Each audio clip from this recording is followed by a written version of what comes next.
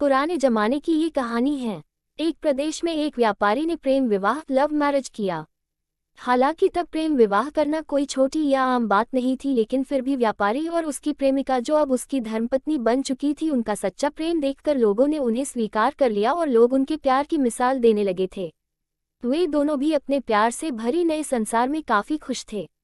लोग ये देखकर हैरान रह जाते कि उन दोनों में कभी किसी वस्तु या विषय को लेकर कभी झगड़े नहीं होते थे। व्यापारी और उसकी पत्नी ने अपनी प्यार की रोशनी सदा रोशन रहे, इसलिए एक नियम बनाया था। उन दिनों लोग रात को छतों पर मशाल जलाया करते थे ताकि घर आंगन में उजाला रहे और सोने के समय उन्हें बुझा देते। प्रेमी जोड़े ने तय किया था कि वे जब तक साथ रहेंगे तब तक उनके घर की मशाल जलती रहेगी।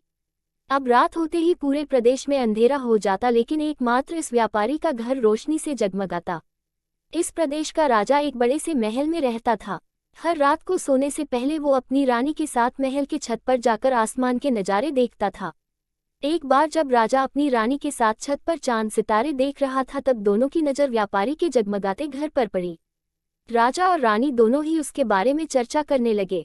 राजा ने कहा, इस प्रेमी जोड़े में पति समझदार है, इसलिए उनका साथ अच्छे से चल रहा है। रानी राजा से सहमत नहीं थी। रानी का कहना था, जरूर पत्नी ही ज्यादा समझदार होगी और वह पति के और उसके घरवालों की गलतियों को नजरअंदाज कर देती होगी।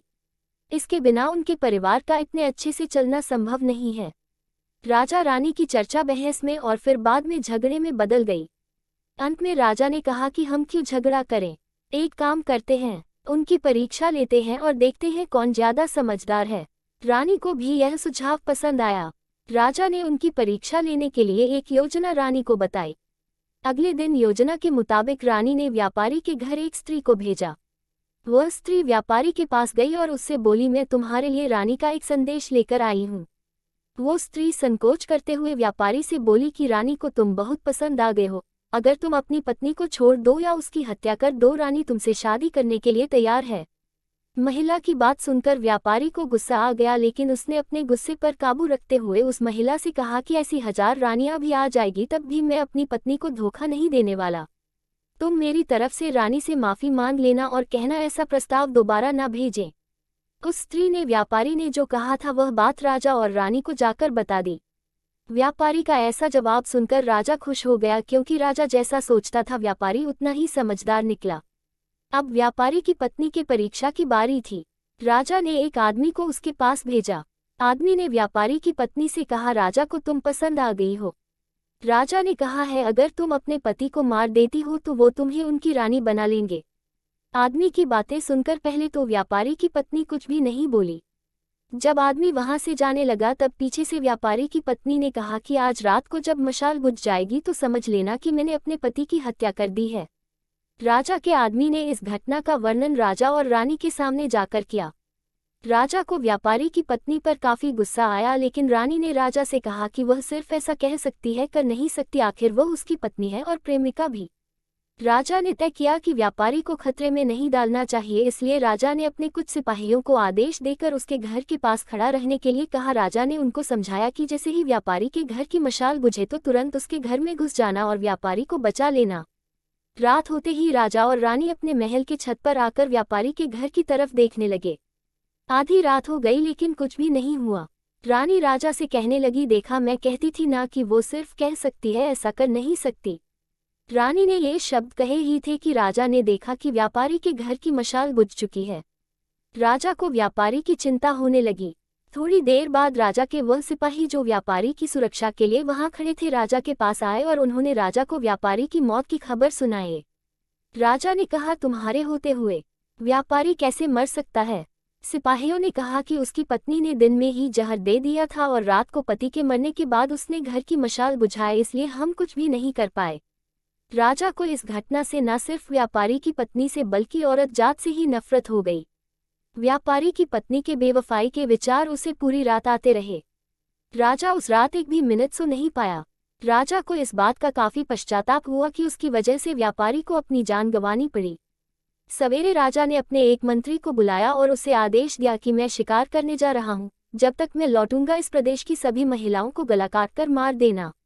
राजा का ऐसा आदेश सुनकर मंत्री ने राजा को काफी समझाने की कोशिश की, लेकिन राजा उसकी एक भी बात सुनने के लिए तैयार नहीं था और राजा ने उसे धमकी दी कि अगर तुमने ये काम पूरा नहीं किया तो सबसे पहले मैं तुम्हें ही मौत की सजा दे दूंगा।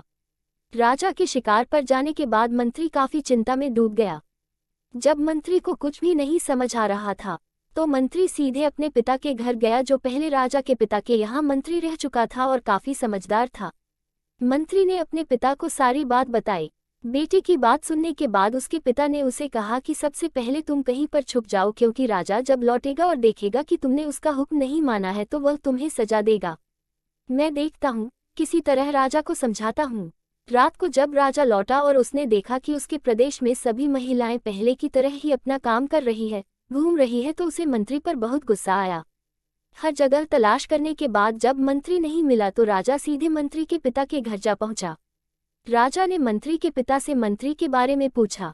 मंत्री के पिता ने राजा को शांत करने के लिए पानी दिया, बैठने के लिए कहा और बाद में राजा से पूछा कि आप क्यों सभी महिलाओं को मारना चाहते हैं। राजा ने व्यापारी वाली पूरी कहानी मंत्री के पिता को बताई। मंत्री के पिता ने राजा से कहा कि आपने जो फैसला किया है मैं उसे सही या गलत नहीं बता रहा हूँ, लेकिन मैं जो एक छोटी सी कहानी जो मैं जब मंत्री था तब मेरे साथ घटित हुई है वह मैं आपको सुनाता हूँ। उसे सुनने के बाद आप जो फैसला करेंगे वह हम सब मान लेंगे। मंत्री के पिता ने कहा, एक दिन में जंगल से गुजर रहा था। अचानक एक नकाबपोश घोड़े पर सवार होकर आया और मुझे बंदी बनाकर घसीटते हुए कब्रिस्तान लेकर गया। वह मुझे एक कब्र के पास लेकर आया। वहां पर पहले से एक कब्र खुद ही हुई थी और एक सरकटा आदमी उस कब्र में था। उस नकाबपोश ने मुझे उस कब्र में मिट्टी डालने के लिए कहा। जब मैंने कब्र को पूरी तरह मिट्टी से ढक दिया तब उसने मुझे बाजू में एक और कब्र खोदने के लिए कहा। मुझे लगा ये दूसरी कब्र मेरे लिए ही खोदी जा रही है। कब्र पूरी तरह तैयार होने के बाद उस नकाबपोश ने अपने चेहरे से नकाब हटाया तो मैं देखकर चौंक गया, क्योंकि वह एक बहुत ही सुंदर महिला थी। उसने मुझे कहा कि तुम डरो मत, ये कब्र तुम्हारे लिए नहीं है बल्कि यह कब्र मेरे खुद के लिए है। अभी अभी जो तुमने इस सरकटे आदमी को दफन किया है वह एक राजकुमार है जिसने मुझे पाने के लिए मेरे पति की हत्या कर दी और मैंने बदला लेने के लिए उसे मार दिया। मैं अपने पति से बहुत ज्यादा प्यार करती हूँ, इसलिए मैं इस जन्म में जिंदा नहीं रहना चाहती और उनके कब्र के बाजू में मरकर दफन होना चाहती हूँ ताकि अगले जन्म में फिर से उनसे मिल सकूं। इतना कहकर उस महिला ने अपनी गर्दन पर चाकू रखकर गर्दन काट ली और उस कब्र में गिर पड़ी। मेरे पास कोई दूसरा उपाय नहीं था, क्योंकि मुझे पता चल चुका था कि वह मुझे सिर्फ अपने आप को कब्र में दफन करने के लिए वहां तक लेकर गई थी, तो मैंने उसे दफन किया और अपने घर वापस लौट आया। महाराज, आपने जिस घटना को देखा है उसमें एक महिला ने धोखेबाजी की है, लेकिन मैंने जो कहानी सुनाई है, मैंने जिस घटना को अनुभव किया है उसमें एक महिला ने अपने पति के प्यार में अपनी जान दे दी। अब आप ही बताएं महाराज, अगर एक महिला बेवफा निकली तो क्या सभी महिलाएं बेवफा होगी? एक महिला के किए की सजा सभी महिलाओं को देना क्या उचित होगा? राजा को बूढ़े मंत्री की बात अच्छी तरह से समझ में आ गई और उसने सभी महिलाओं को मारने का ख्याल अपने मन से निकाल दिया।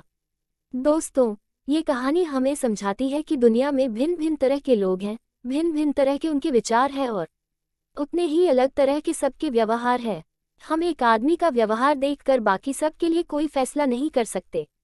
आज के दौर में यह बात बहुत अच्छी तरह से सबको समझनी चाहिए, क्योंकि आजकल ऐसा होता है कि जब कोई प्यार में धोखा खाता है तो वह सभी औरतों को या फिर सभी पुरुषों को नफरत की दृष्टि से देखने लगते हैं, सभी को एक ही तराजू में तौलने लगते हैं।